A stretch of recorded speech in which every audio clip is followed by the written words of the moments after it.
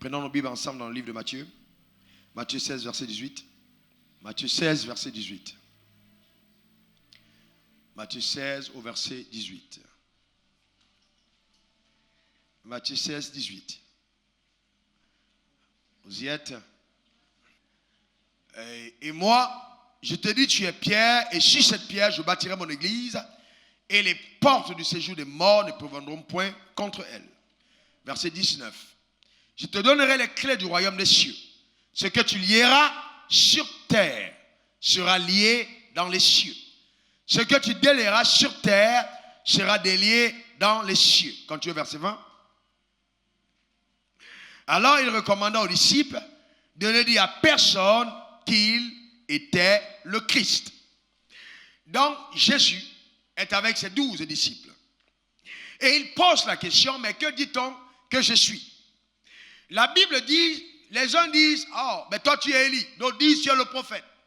Il dit, ok, c'est très bien. Les gens disent, moi je suis Élie. D'autres, je suis le prophète. D'autres, peut-être même que tu es Moïse.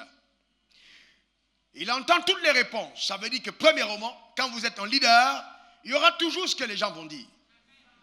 Donc Jésus savait qu'il y avait des choses que les gens disaient. Donc ce qui importait pour lui n'était pas ce que les gens disaient. Il a écouté ses disciples. Il dit, mais maintenant, vous, que dites-vous que je suis? Donc pourquoi est-ce qu'il pose la question? Premièrement, pour s'assurer quel est ce qu'ils ont retenu de ce qu'ils ont entendu. Est-ce qu'ils le connaissent par les rumeurs ou ils le connaissent par révélation? Et c'est alors que Pierre a pris la parole et dit, tu es le Christ, le Fils du Dieu vivant. Et donc Jésus, ayant écouté cette parole, dit donc, écoute Pierre, ce n'est ni la chair, ni le sang qui t'ont révélé ces choses, mais c'est mon Père qui est dans les cieux. Première chose, avant d'entrer dans une église, assurez-vous que vous êtes passé par la porte. Écrivez-le. Avant d'entrer dans une église, assurez-vous que vous êtes passé par la porte. Le problème, c'est qu'on a beaucoup de personnes qui sont dans l'église, mais qui sont entrées par la fenêtre. Jésus a dit, je suis la porte des brebis. Assurez-vous que la personne est entrée par la porte. Demande à ton voisin, par la porte ou par la fenêtre? Ah oui. Assurez-vous que vous êtes entré par la porte. Jésus dit, je suis la porte des brebis. Donc, l'église avec grand E est l'ensemble des personnes que Dieu a mis à part, l'ensemble des personnes que Dieu a sauvées. Il dit, je bâtirai mon église, mon ecclésia, mon parlement terrestre. Je bâtirai mon église. Je bâtirai mon église. Et les portes du séjour des morts ne vont pas prévaloir contre elle.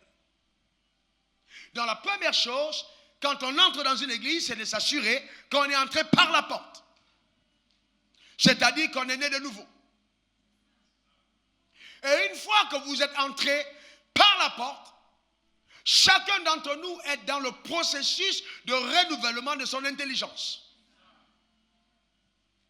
D'accord? Chacun vient avec son background. Il y a des gens qui sont habitués à ci, habitués à ça. Ils arrivent à l'église, ils sont nés de nouveau. Ils sont devenus enfants de Dieu. Mais la mentalité n'a pas encore changé. Ils ont besoin d'être transformés par la parole de Dieu. Le drame, c'est que quand vous avez un frère, une soeur qui est à l'église, vous assumez que la personne est déjà une personne parfaite. C'est une grave erreur. L'église n'est pas une assemblée de personnes parfaites, mais en voie de perfection.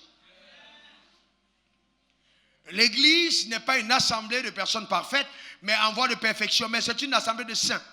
Parce qu'on n'est pas saint à cause de ses œuvres, on est saint par la foi. Une fois que Jésus t'a sauvé, une fois que tu l'as accepté dans ta vie comme étant ton Seigneur et ton Sauveur personnel, tu deviens saint.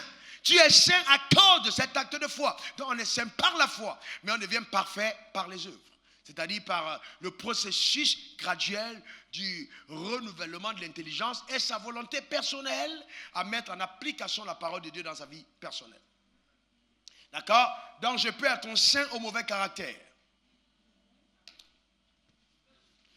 Est-ce que quelqu'un comprend de quoi je parle? Je peux être un saint au mauvais caractère. Mais la bonne chose, c'est que quand on est un saint et qu'on est vraiment né de nouveau, Quand vous avez le Saint-Esprit en vous, quand vous faites le mal, le Saint-Esprit ne vous laisse pas tranquille. Le Saint-Esprit vous convainc que ce que vous n'avez pas fait, vous avez fait n'est pas bon.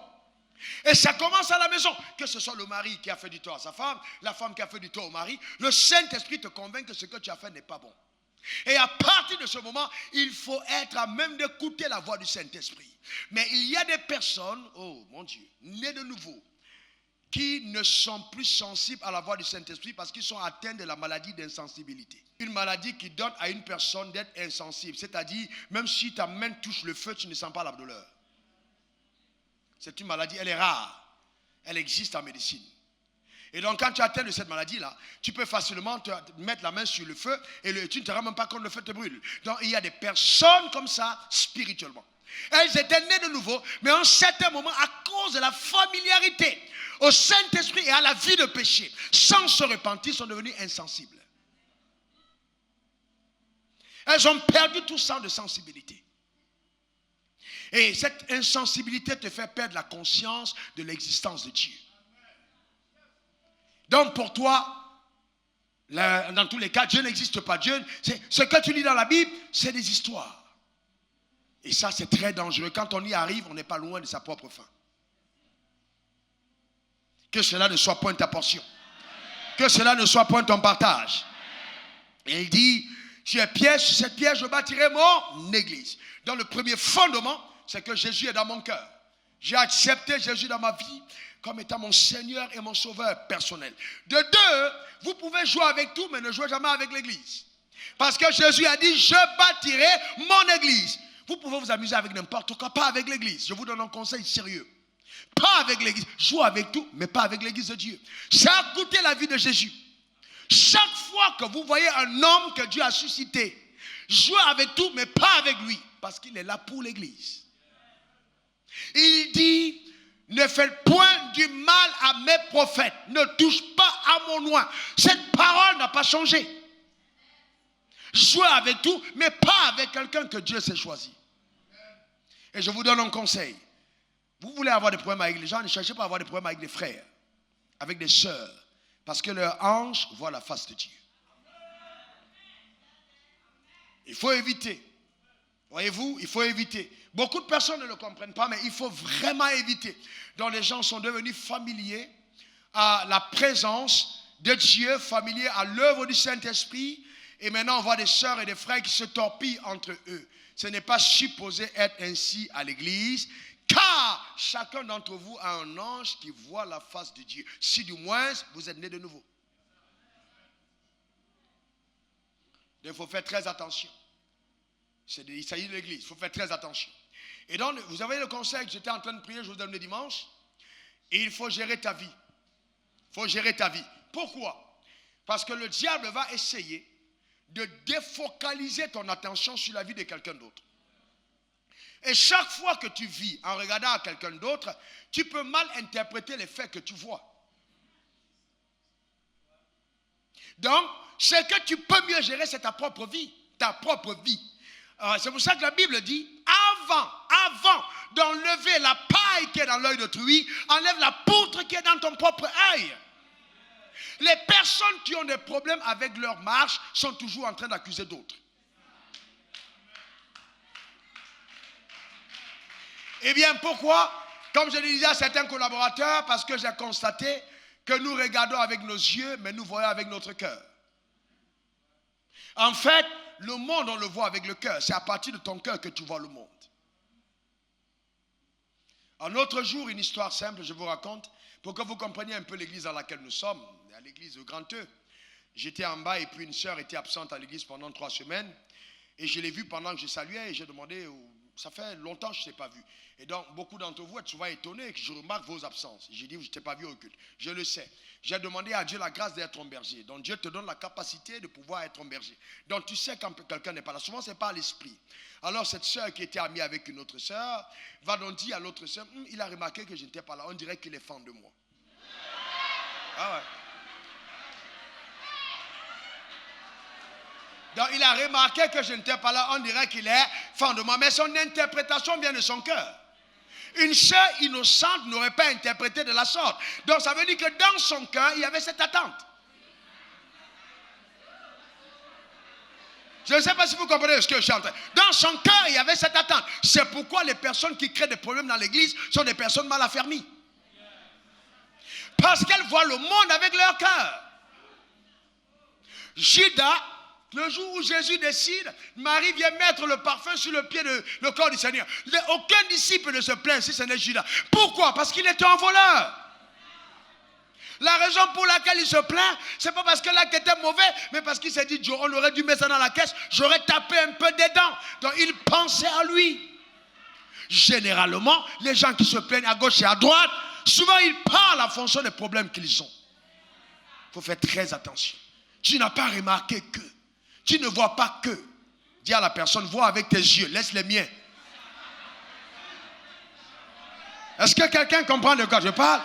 Vois avec tes yeux, laisse les miens. Tout se trouve-t-il qu'une sœur est véritablement sœur puisse penser que si un pasteur remarque son absence, c'est parce que le pasteur veut avoir une relation avec elle.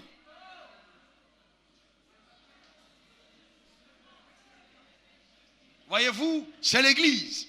Je bâtirai mon église. Heureusement que Jésus, c'est son église. Et que ce n'est pas mon église.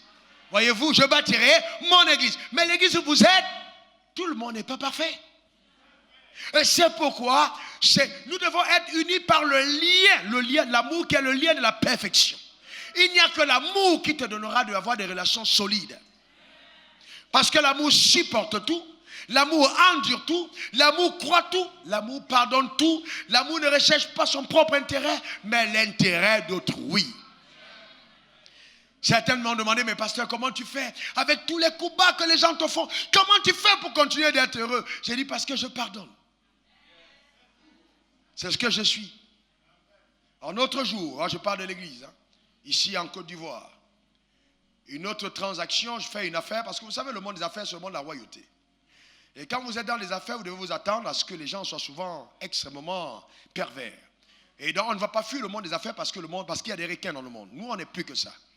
Parce que le lion n'a peur de rien.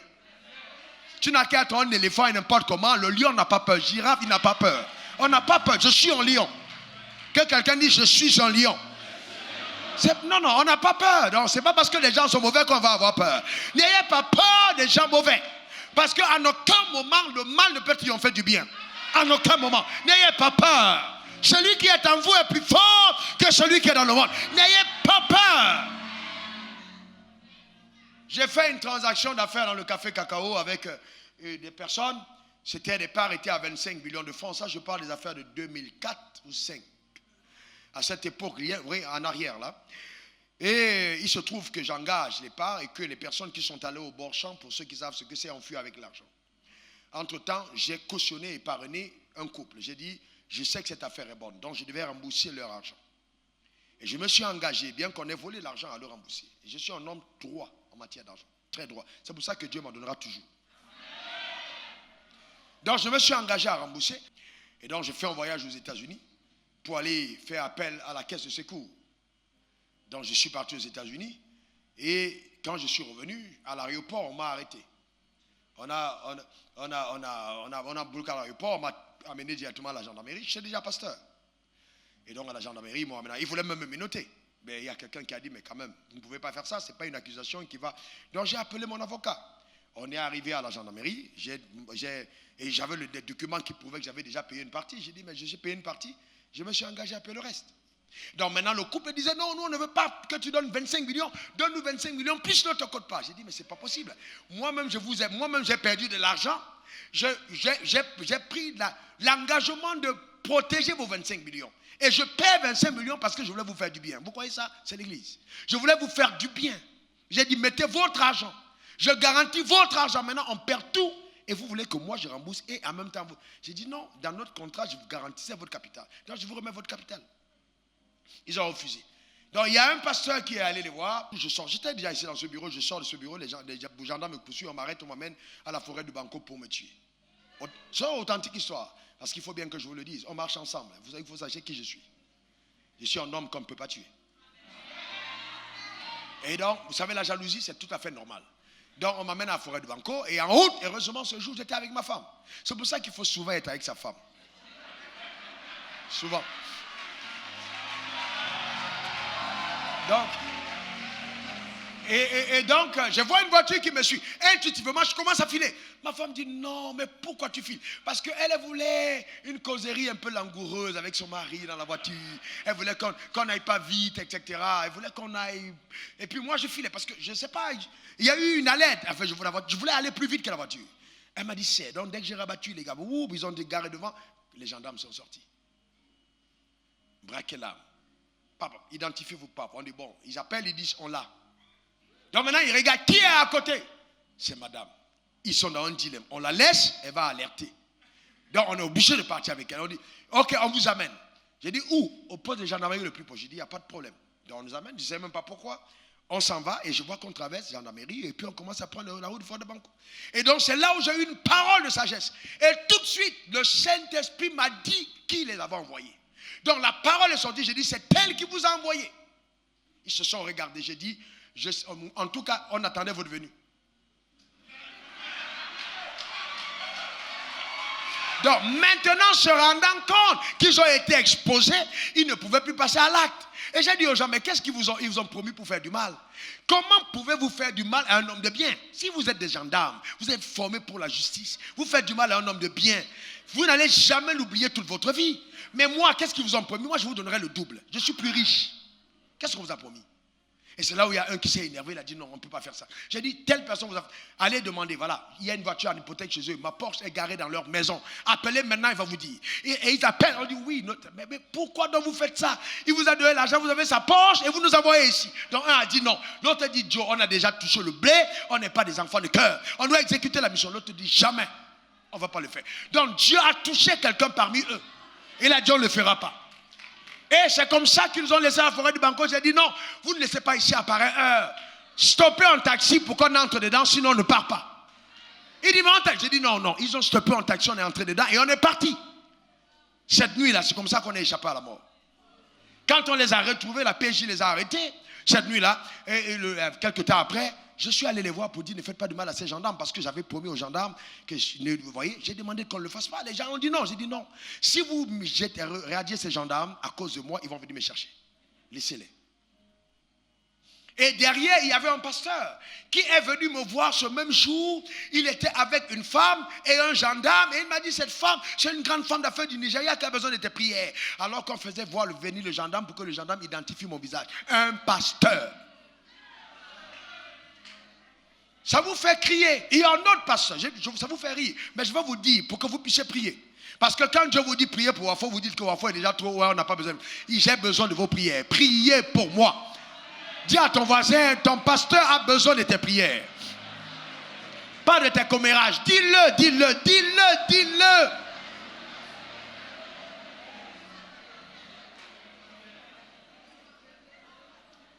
Est-ce que quelqu'un comprend de quoi je parle? C'est ainsi que miraculeusement Dieu nous a préservés par sa puissance suprême.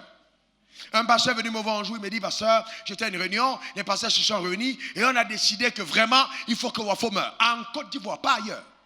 Je garde son nom, ma femme connaît son nom. J'ai dit, mais pourquoi? Il dit, non, vous savez, ça dérange. Je sais que ce ne sont pas les hommes. Derrière, c'est le diable. Le diable a voulu faire croire pendant longtemps que voici le niveau où l'église peut arriver. Voici le niveau où les enfants de Dieu peuvent arriver. Donc l'évangile que nous prêchons dérange l'enfer. Ce n'est pas parce que l'enfer est dérangé qu'on est dérangé. Nous, non. On doit faire la volonté de Dieu. Être pauvre, ce n'est pas normal. Être malade, ce n'est pas normal. Être la queue, ce n'est pas normal. Est-ce que quelqu'un comprend de quoi je parle? Personne ne va nous faire taire. Mais être la tête, c'est... Être en bonne santé, c'est... Être riche, c'est... Alléluia. Amen. Alléluia.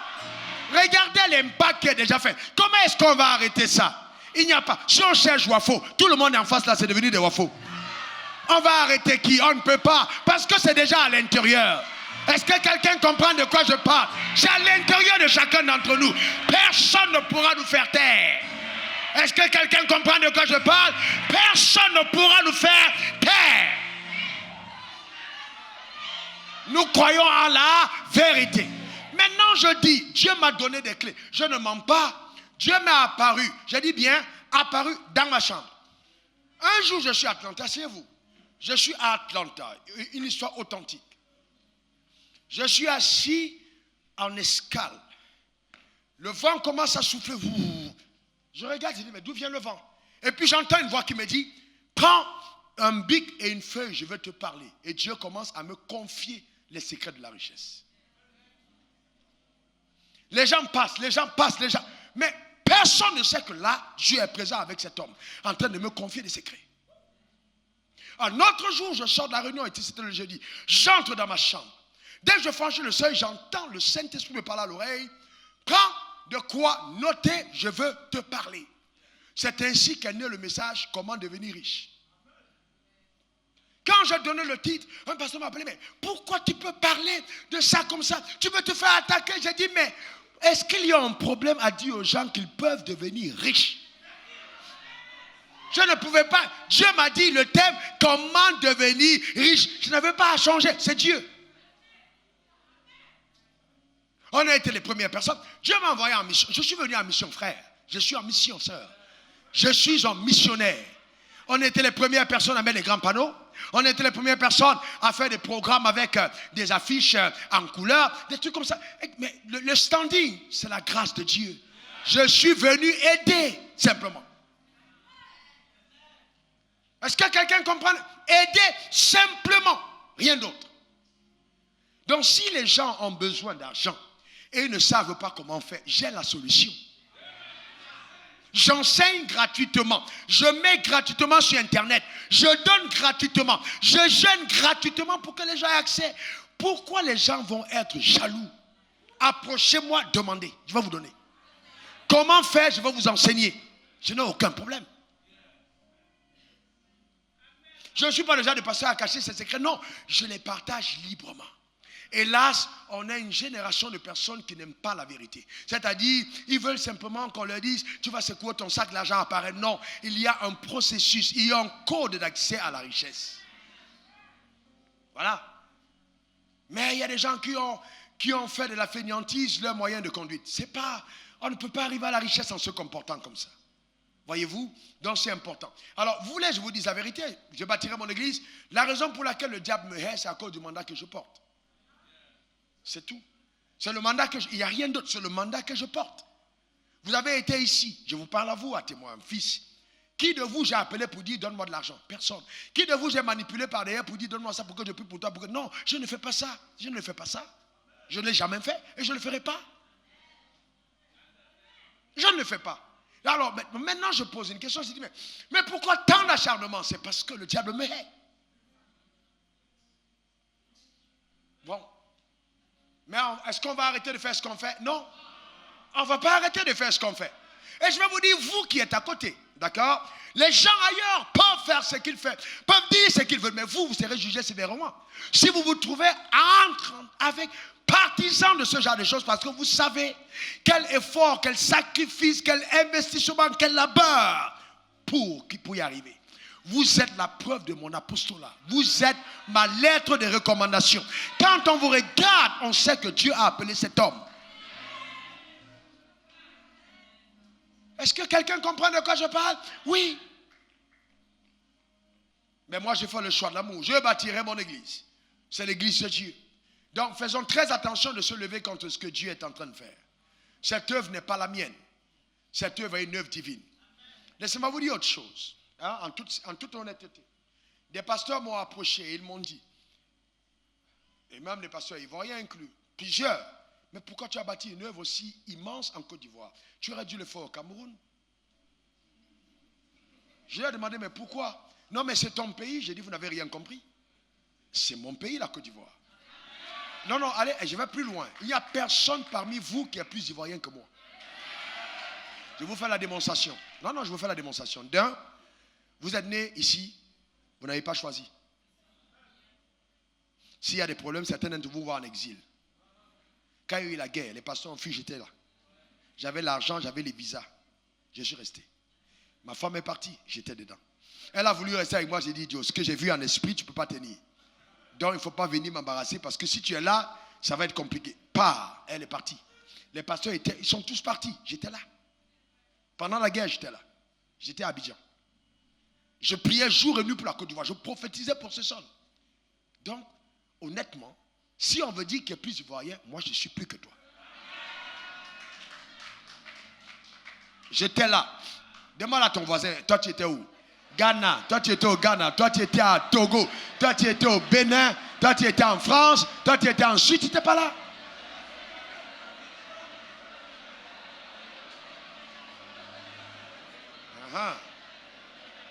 Mais j'étais là. Est-ce que quelqu'un comprend de quoi je parle? Amen. Amen. Donc, écoutez, vous savez, nous devons être au-dessus de ça. Si nous voulons être une génération qui gagne, nous devons sortir des clivages ethniques, des clivages, vous voyez, je suis de telle nationalité. Oh, il faut aller au-delà. Nous devons d'abord nous considérer comme des fils du royaume des cieux. Je vous pose une autre question. Vous êtes tous là. Parmi vous tous, que tous mes pasteurs assistants se lèvent. S'il vous plaît. Levez-vous, on va vous voir. Que celui parmi vous qui est camerounais reste debout. Reste, s'asseye. Personne. Ah. Non. Relève-toi maintenant. Alors, je vous pose une question. Si donc, c'était la raison pour laquelle nous travaillons, était une raison ethnique, croyez-vous vraiment que je ne prendrais pour collaborateur que des gens de ce sol?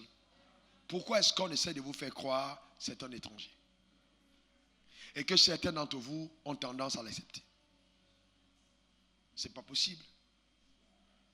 Ce n'est même pas possible. Voilà mes collaborateurs. Ce n'est pas possible. Donc, asseyez-vous. Je pense qu'il faille qu'on aille un peu dans beaucoup plus de maturité. Il n'y a aucun pasteur, je répète encore, aucun pasteur à l'étranger que je connaisse en dehors de Sondé Adeladja, aucun pasteur à l'étranger qui est à l'étranger et qui s'est entouré des nationaux comme je le fais. Aucun que je connaisse. Vous voyez un Congolais à l'étranger qui sont en France, autour de lui c'est les Congolais. Vous voyez un Centrafricain, c'est les Centrafricains. Vous voyez un Camerounais, c'est les Camerounais. Mais, écoutez, certains d'entre vous ne savaient même pas que j'étais Camerounais. Au début, je suis né Camerounais. Je suis devenu Ivoirien. Parce que vous devez comprendre que dès que je me suis marié dans la nouvelle loi, j'ai droit au passeport le lendemain dès que je fais naître. Donc, je suis Ivoirien. Sortons de ces faux débats. Allons à l'essentiel. D'accord? Allons à l'essentiel, que nos vies soient construites. D'accord? Donc, arrêtez ce genre de choses. Et vous, les collaborateurs qui êtes dans la médisance et tout ça, il faut soigner vos lèvres. Non, sérieusement, soignez, mettez de l'alcool sur vos... Soignez vos langues et tout ça, purifiez-les. C'est vrai, il y a des gens parmi vous, vous parlez pour ne rien dire. Pour ne rien dire du tout. C'est pas parce que il faut arrêter ça, honnêtement. Arrêtez ça. Allons à l'essentiel. Attachez-vous à Dieu. Aimez Dieu. C'est le plus important. Sortez des petites considérations inutiles. Maintenant, si la Bible dit ton frère a péché, va voir ton frère. Va le voir. Si tu as quelque chose contre quelqu'un, va le voir. Ne pas voir des gens autour, va le voir en face. Dis, je veux te parler, je veux te voir. C'est comme ça qu'on agit dans le royaume. Ou alors tu prends quelqu'un d'autre et tu prends quelqu'un d'autre, tu dis, accompagnez-moi, je veux parler à telle personne. Mes bureaux sont ouverts. Toute personne qui veut me voir, je la reçois. Si vous êtes dérangé par quelque chose, venez me voir. D'accord? C'est important. Arrêtez de faire croire que non, oui, il ne veut pas me voir. C'est faux et c'est faux 1000%. Et tous les complices dans l'ombre qui s'attachaient, qui avaient fait de ça leur fonds de commerce, je vous dis sérieusement, lâchez prise. Parce que la terre sur laquelle vous vous tenez, ça appartient à mon Père. D'accord? C'est très important. Et, il faut qu'on sorte de là. Je bâtirai mon église. Je bâtirai mon église. Je bâtirai mon église. Vous savez, j'ai eu un père spirituel qui m'a conduit dans les voies du Seigneur, qui m'a donné 20 000 francs de salaire, 25 000 francs de salaire par mois. Je ne m'en suis pas plaint à haute mesure. Je l'ai servi avec entièreté de cœur. J'ai été tellement dévoué que jusqu'aujourd'hui, il parle en bien. Même quand il met le sol en Côte d'Ivoire, je l'honore de tout mon cœur. Tu en es témoin. Vous êtes un témoin. Sans aucun problème. Mais je ne peux pas me dire oui, mais non. Je sais. C'est la loi de la bénédiction. Vous devez apprendre à servir. Vous devez apprendre à honorer. Quelqu'un qui a investi dans votre vie spirituellement, vous avez le plus grand trésor. N'allez pas toujours après. Ce qu'il fait sur l'argent, ça ne m'intéressait pas. Ce qui m'intéressait, c'est qu'il m'impactait avec la grâce qu'il avait. Et quand je suis parti, je lui suis redevable jusqu'aujourd'hui. C'est comme ça qu'on doit être dans le royaume des cieux. Ne confondez pas les choses. D'accord? Je suis votre pasteur. Je suis là pour vous paître dans les voies du Seigneur. Alors, est-ce que je suis en train de vous dire que je suis une personne parfaite? Non, mais si vous avez quelque chose contre moi, si vous estimez que, oh, le pasteur, il y a telle chose, venez me voir. Prenez la main de 3, 4, 5, 6 personnes, venez me voir. Et puis on s'assoit, on parle. Je suis quelqu'un de tellement ouvert. Si vous avez raison, je vous donne raison. Si vous avez tort, je dis vous avez tort. Et puis la vie continue. Dans l'amour. Simplement. Je bâtirai mon église. Faites attention, c'est l'église de Dieu. Ce n'est pas l'église de Wafo, ce n'est pas mon église. Je partirai. L'église va rester, c'est l'église de Dieu. Nous appartenons au Seigneur. Ne courez pas le risque de combattre ce que Dieu a initié. Dieu ne peut pas se lever et faire cette œuvre que nous faisons, qui a un tel impact dans le monde entier, et vous vous levez pour vouloir l'arrêter. Dieu ne peut pas laisser faire. Je vous dis, Dieu ne peut pas. J'ai lu la Bible, je connais Dieu. Il ne peut pas laisser faire. N'entrez pas dans une telle initiative. Ne vous exposez pas à la colère de Dieu. Arrêtez-vous et dites, je ne veux pas avoir Dieu contre moi. Pas du tout. Dieu est jaloux de ceux qu'il appelle. C'est vrai qu'on a beaucoup de personnes qui sont pasteurs, mais tous les pasteurs ne sont pas des hommes de Dieu. Je sais de quoi je parle. On peut appeler hommes de Dieu, des personnes que Dieu a appelées lui-même et qu'il a envoyées. Ce sont des hommes de Dieu. On peut avoir plusieurs pasteurs, mais peu d'hommes de Dieu. Les hommes de Dieu sont rares. Je ne suis pas un pasteur. Je suis un homme de Dieu avec un mandat du ciel. J'ai la main de Dieu sur ma vie. J'ai échappé. J'ai la main de Dieu sur ma vie. La main de Dieu est sur moi. Donc n'entrons pas dans ces petits micmacs. Il faut qu'on arrête ça. Ok? C'est important. Alors, pourquoi est-ce que je vous dis ce que je vous ai dit? Parce que je pense qu'il est important que nous puissions comprendre. Je sais qu'il y a des gens parmi vous qui êtes assis là, qu'on a essayé d'infiltrer et que vous êtes restés loyaux. Continuez de prier. Levons-nous dans la prière simplement et puis prions sérieusement. C'est l'église de Dieu. Il dit, je bâtirai mon église. Ne courez pas le risque de combattre ce que Dieu a initié. Quand Dieu a mis sa main sur quelqu'un, vous ne pouvez rien faire. Même Myriam, qui était la sœur de Moïse, qui a cru que bon, elle a tous les droits, elle a été frappée de lèpre parce qu'elle s'est levée contre Moïse.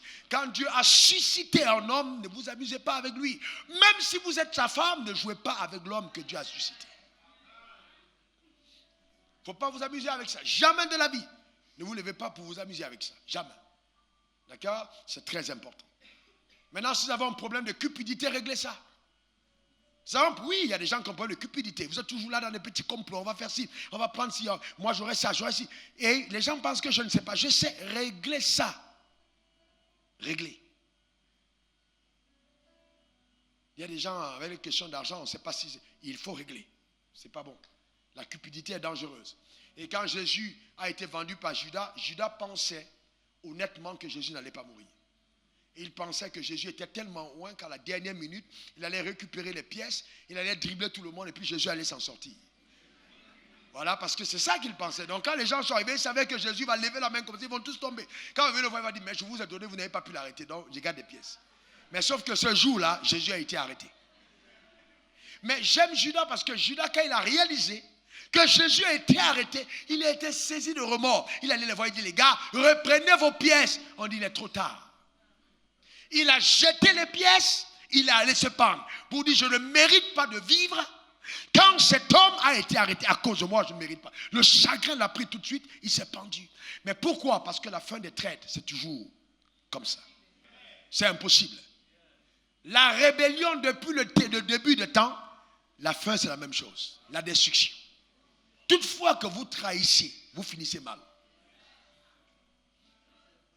Toujours. Il ne faut jamais trahir.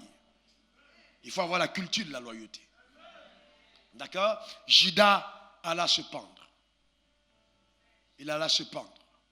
Mais bon, ce qui est sûr quand même parmi les 12 disciples, c'est Judas qui a fini son ministère le premier. Judas a fini son ministère le premier parce qu'il faut savoir que Judas a été choisi après une nuit de prière. Jésus a passé toute une nuit de prière pour choisir les 12. Et parmi les 12, il devait choisir Judas. Donc quand Judas était avec lui, il a confié la responsabilité la plus importante, garder l'argent. Donc c'était un homme de confiance. Et le rôle de Judas était de vendre Jésus. Donc il a terminé son ministère avant Pierre. Mais il faut faire attention d'entrer dans le ministère de Judas.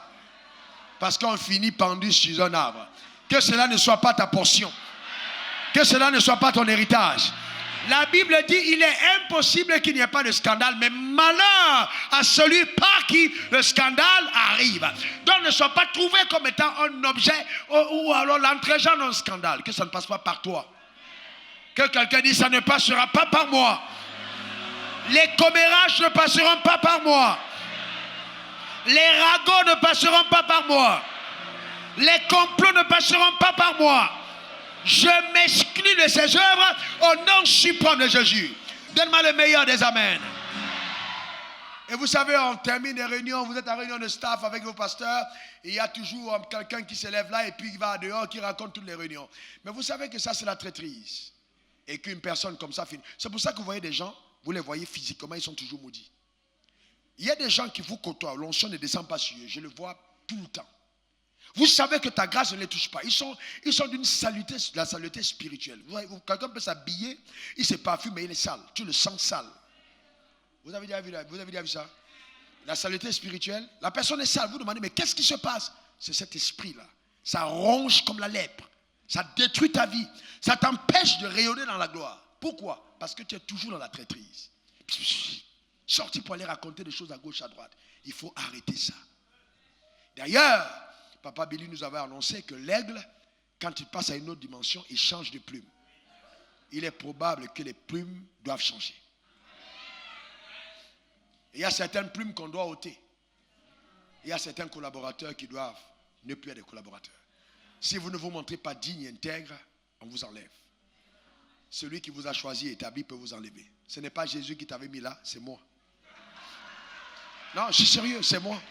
Il y a tous les pasteurs assistants, ce n'est pas Jésus qui est. Jésus, c'est moi qui ai choisi. Tous les collaborateurs, responsables de famille, c'est moi. Donc je peux t'enlever demain et puis Jésus acclame. Il dit, bien fait. Tu devais l'enlever depuis, je ne sais pas ce que tu attendais, il fallait l'enlever. Donc ceux qui sont avec moi, ils sont avec moi. Maintenant ceux qui sont avec moi ce soir, qui se tiennent debout. Il ne faut pas te lever seulement parce que tout le monde est en train de se lever. Levons nos mains vers le trône de la grâce. Et remettons encore cette vision entre les mains de Dieu. Prie pour ton pasteur, prie pour cette vision, prie pour l'église entière, prie pour la communauté, prie pour le corps de Christ. Élève ta voix, parle à Dieu au nom suprême de Jésus. Élève ta voix, parle au Seigneur, parle au Dieu Tout-Puissant. Élève ta voix, parle à Dieu de tout ton cœur. Père, je te rends grâce, je recommande cette vision, je te loue pour cette assemblée, je te loue pour les frères et sœurs qui sont au loin connectés à cette vision, qui sont au Canada, en Suède, en France, en Martinique, en Guadeloupe, au Japon, en Corée du Sud, qui sont en Corée du Nord, ceux qui sont au Cameroun, ceux qui sont en République centrafricaine. Je prie pour ceux qui sont au Burkina Faso. Père, merci pour cette vision. Merci pour les hommes et les femmes que tu as suscités de par ton esprit et pour ton œuvre redoutable que tu as accompli par ta force. Que ton nom soit exalté, que ton nom soit honoré, que la gloire te soit donnée. Nous couvrons cette vision du sang de l'agneau. Nous la déclarons protégée, protégée, protégée par le sang de Jésus. Père, c'est ta vision, c'est ton église. Tu as dit, je bâtirai mon église. Et les portes de ce jour des morts ne vont pas prévaloir contre elle. Nous déclarons que tout ce qui sort des régions inférieures de la terre ne prévaudra pas au nom suprême de Jésus. Et ton règne s'établit dans toute sa force afin que ton nom soit glorifié. À toi soit le règne et la gloire. Béni sois-tu, Seigneur, au nom suprême de Jésus. Alléluia. Père, nous voulons te rendre grâce. Je recommande, et moi, et tous mes collaborateurs, et les pasteurs, les responsables de famille, responsables de tribus, responsables de tous les départements, la musique, le chant, la décoration, le nettoyage, département technique, médias, etc. Je veux recommander ces personnes devant ton trône et te rendre grâce pour l'engagement de cœur. Éternel, par rapport à la vision. Maintenant, nous voulons, Éternel, au devant de ton trône, célébrer ton nom pour ta fidélité. Car il est écrit, je bâtirai mon église, je bâtirai mon église, je bâtirai mon église et les portes de ces jeux des morts ne vont pas triompher contre elle. Père, nous reconnaissons que cette œuvre est tienne et que les hommes qui sont tapis dans l'ombre, d'une manière ou d'une autre, qui complotent pour pouvoir soutirer de l'argent, parce qu'aveuglés par les forces des ténèbres, ou alors même simplement déstabiliser la vision en récupérant cette vision d'une manière ou d'une autre, nous te rendons grâce, Éternel, parce que ce sont des œuvres impossibles. Cette œuvre est tienne. Tu as bâti cette église. Nous venons te la recommander encore ce jour et recommander cette vision et prier au Père afin que ta main puissante et ton bras étendu continuent de s'y déployer par ta force au nom suprême de Jésus. Père, il est quand même temps que ta puissance soit à l'œuvre afin que ceux qui croient que tu n'existes pas et qu'on peut plaisanter dans la communauté prennent garde de par l'action que tu vas faire. Tu es le Dieu, le même Dieu hier. Tu as frappé, Éternel, des personnes qui étaient autour de Moïse pour instaurer la crainte de ton nom.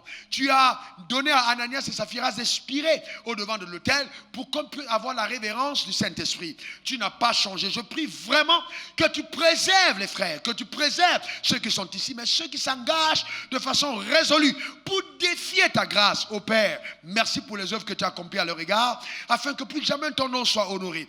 Merci Seigneur, nous voulons célébrer ta grandeur. Tu as commencé cette œuvre, tu seras la parfaire. Merci pour la perfection éternelle que tu amènes dans cette œuvre. Mon désir en tant que pasteur, c'est qu'aucune personne ne se perde, que même des personnes qui ont été enivrées, aveuglées, ensorcellées, soient rattrapées par ta main de miséricorde et ramenées sur le chemin. Au nom suprême de Jésus. Mais ceux qui persiste et perdure volontairement, défiant, Éternel, ta divinité, défiant, Éternel, ta volonté. Merci pour ce que tu fais. Que ton nom soit béni, que ton nom soit honoré, que ton nom soit exalté, à toi la gloire et le règne. Au nom suprême de Jésus, nous avons prié. Amen. Amen.